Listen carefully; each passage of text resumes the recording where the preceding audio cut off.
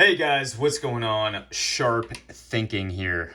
Today I have the police utility knife from Emerson. So we are going through a little Emerson phase here.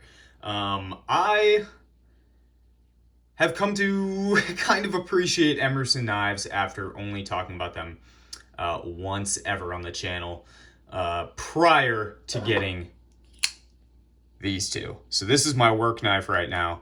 And this is a fixed blade that very closely actually resembles it in terms of size and shape. But this is a very different knife.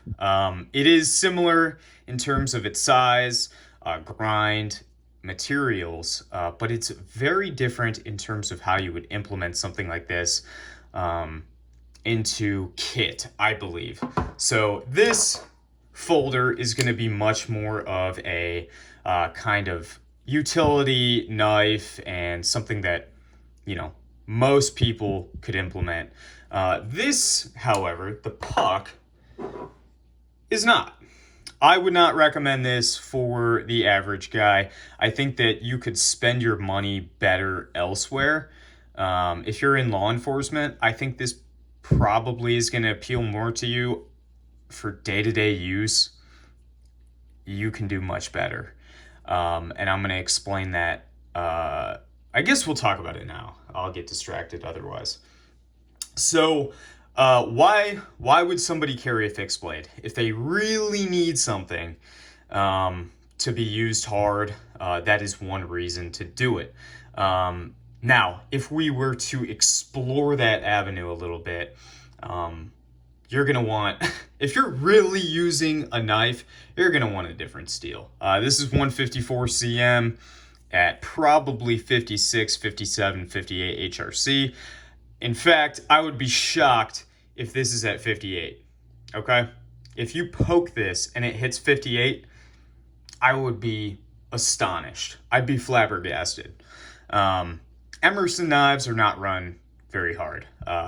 In fact, that is why if you can break the blade of one of these, you are built different. You're an orc. You are something else. I have pried a lot with this and done a lot with this. And yeah, it's not going to hold an edge well, but it won't break, So give and take. But if you are a hard user of tools that require having a sharp edge, then this is not going to serve you well. That's just my opinion. You'd be better off with a pry bar instead of something like this. Very limited application for a tool like this that is outside of law enforcement military. Now, people get caught up with, tip up, fixed blade offhand. I'm mostly talking about the tip up, tip down thing here. A lot of people don't think of why tip down would be important. So if you're carrying in your right side pocket, then something like this will do, right? I think it makes total sense to do it tip down if you're only going to carry in your right side pocket. However, when you implement something like this, a Glock with, a Safariland that's being carried on your belt, this will obstruct your pocket. And that's when the military, the Microtech SOCOM, and knives like this really shine. Because this can be carried either above, in line with, on a belt. This will fit a combat belt for those of you guys that do that kind of stuff. I do not. I'm not that cool. I own one, but I don't use it at work. But yeah, guys that rock a vest, you can mount this to a vest, and the military and the SOCOM can be pretty easily carried in a vest. But this is an alternative to that, I believe, and it might be a faster option for you if you have other things in the pocket of that vest.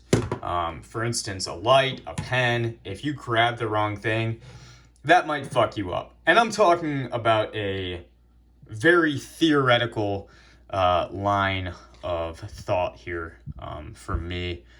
I don't wear a vest at work.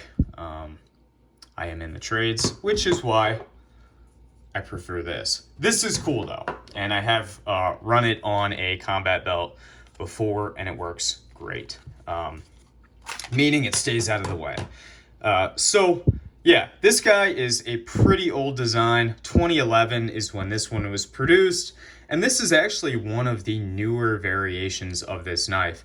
The oldest one that you will see has an overmolded, almost like cold steel style handle, and that one, I believe the only few I've seen have had production dates between, I want to say as late as 2004, not as late, as early as 2004, as late as 2006, and then they kind of went to this style, and now they have a G10 similar to this but with dimples in it, and I believe that is currently being produced. So, but yeah, V-grind, chisel edge. This one is pretty wide because the knife is pretty thick behind the edge, which is going to be common with Emerson knives.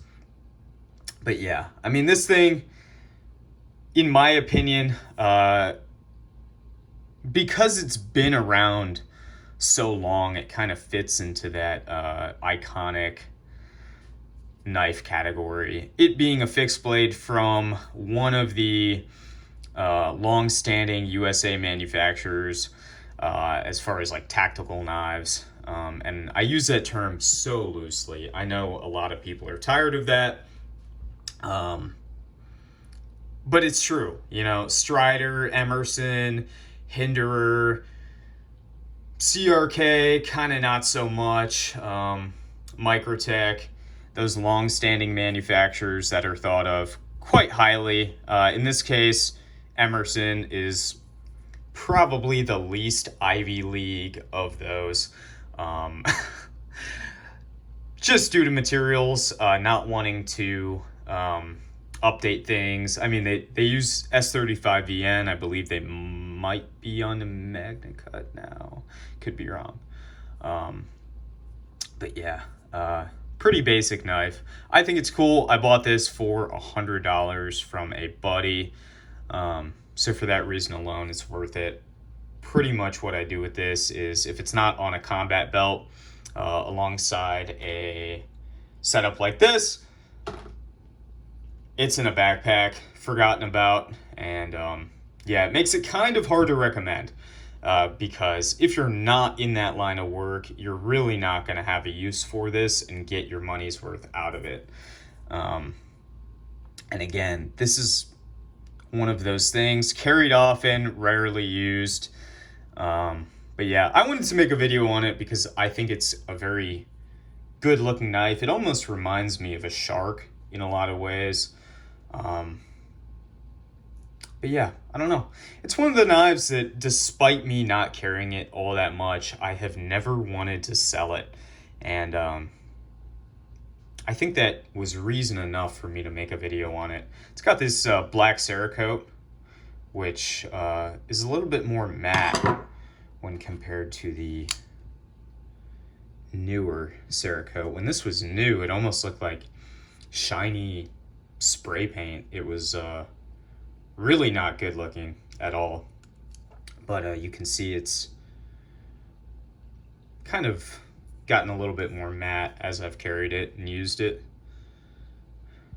Yeah, doesn't last long, unfortunately. And this is mostly sheath wear. You can see stuff like this. These little, where did it go? That is sheath wear, where it wears one little spot. And normally you can see, I have the tech lock on it.